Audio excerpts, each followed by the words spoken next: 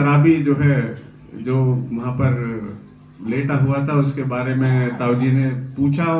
ताऊजी ने लिखा इसके बारे में, तो कौन था, क्या था वो शराबी, उसी के बारे में मैं बता रहा हूं।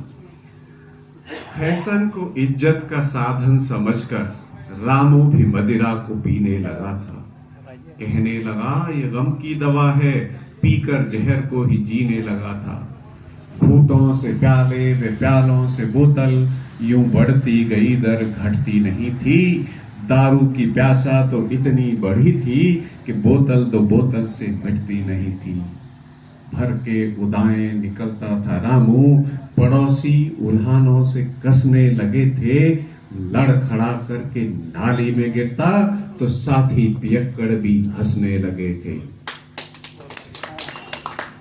आवारा बना वो, पुलिस ने भी पकड़ा तो छुटने के लिए पिलानी पड़े थी। वो पहुंचे जिनकी सिफारिश से छूटा, उनके लिए भी मंगानी पड़े थी। 10, 20, 50 व 100 तक रुपया कर्जनित के खाते में लिखने लगे थे। पत्नी के जेवर की चर्चा ही क्या है, खाने के बर्तन भी बिकने लगे थे। जुल्फों में खाक जमा हो गई थी, चली गई थी इज्जत भी बन के बाजारू। यारों ने छोड़ा तो गम कुछ नहीं है, जो साथ निभाती रहेगी ये दारू। एक बूढ़ी थी माँ, ये रामू शराबी इकले कवर थे। पत्नी शराफत की मूरत बेचारी, एक लड़का था घर में, बस 4 ही बसर थे।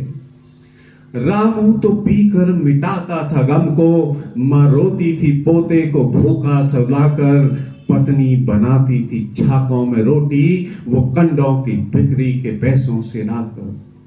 जिस दिन भी लगता था रामू का मौका, बिचारी के हाथों से पैसों को छीना। माँ पत्नी में सुत्तो आंसू पीकर ही सोते, वो पीता मैं खाने में जाकर कमीना।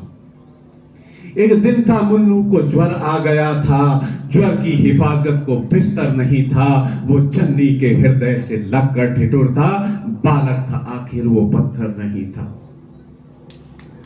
नर नारी पड़ोसी भी आए थे वहां पर, बातों के अतिरिक्त उन पर भी क्या था।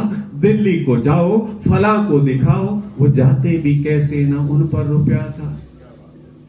एक सज्जन अपरिचित से पहुंचे वहां पर, मुन्नू को देखा तो कारुण्य जगा था। होगा वो शायद चिकित्सक ही कोई, बातों से सबको वहां ऐसा लगा था। लिखकर दवाई का पर्चा दिया था, लो बच्चे की मम्मी तुम इसको ले आना, ईश्वर की मर्जी पर बालक तुम्हारा, साहस करो ये दवाई पिलाना। मुन्नू की मम्मी ने देखा उन्हें तब, आंखों में जल डबडबाने लगा था। पर्चा को लेने की हिम्मत कहां, अंग सारा ही जब कपकपाने लगा था। क्यों नहीं ले पा रही थी बताओ? पैसे ही नहीं। सज्जन दयालु थे, हालत को समझा, पॉकेट से 20 रुपया निकाले। अचानक ही रामू आकर के पहुंचा, सज्जन थे पैसों को देने ही वाले। बच्चे का शायद पिता तो यही है, सज्जन चिकित्सक ने इतना ही जाना। पर्चा व रुपया रामू को देकर जहां जाना था उनको वो हो गए रवाना। बच्चे का शायद पिता तो यही है, सज्जन चिकित्सक ने इतना ही जाना। पर्चा व रुपया रामू को देकर जहां जाना था उनको वो हो गए रवाना। रामू ने बेटे की हालत को देखा तो मस्तिष्क में चक्कर सा खा हो गया था। फुर्ती से लेकर पर्चा व रुपया वो लेने मुन्नू को दवाई गया था।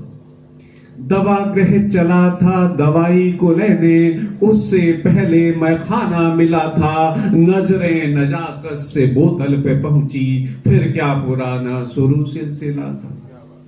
इधर घर की हालत का कहना ही क्या है, मुसीबत का आलम गजब से गजब था। मुन्नू की दादी सुधी खो चुकी थी, न आएगा रामू ये दुख का सबब था।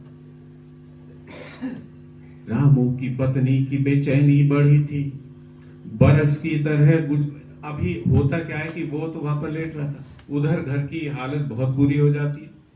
घर में के हर लोग परेशान होते हैं। तो रामू की पत्नी वहां से जल्दी से जाती है और देखती है, तो उनको मुश्किल से वो जो पर्चा था उसको जैसे तैसे ढूंढा उसके पॉकेट में। वो तो पीका अपने मस्त था, उसकी पॉकेट से पर्चा उसे बड़ी मुश्किल से मिला। फिर क्या हुआ कि वो पर्चा लेकर के वो उसके पास पहुंचती है, दवाई वाले के पास। अब दवाई वाले के पास पहुंचती है तो था दवाई का मूल्य 10 ही रुपया, उधारी वो मिल भी ना पाई। वो कहते भैया दवाई दे दो, तो उसे वो नहीं देते, उधारी नहीं मिल पाई। फिर क्या था, एक सोने का भूरा था, उस पर शराबी की नजरों से ये बच रहा था। लेकर के सराफे पे पहुंची, न जाने विधाता ये क्या रच रहा था। 7 रुपया का होगा ये सोना, यों कह के वो ग्राहक लखाया भी न था। आंखों में ममता की गंगा बरसती में, धन का गुमानी वो नहाया भी न था। रामू की पत्नी की बेचैनी बढ़ी थी, बरस की तरह गुजरती घड़ी थी। उठा करके पत्थर दांतों में मारा, 2 दांतों में सोने की मेखें जड़ी थी। दांतों को रखकर हथेली के ऊपर वो ममता की मूर्ति यूं कहने लगी थी, निकालो ये सोना और 2-10 रुपया। वह धारा लहू की बहने लगी थी। सुनकर सराफे ने नजरें उठाई तो देखा कि बहती थी लहू की धारा। आंखों में पसीने में ममता में मातम था चकिस्सा वो लज्जित बेचारा। बेगिनती ही रुपया थमा दिए थे उनको, वो चल दी थी फौरन ही लेकर दवाई।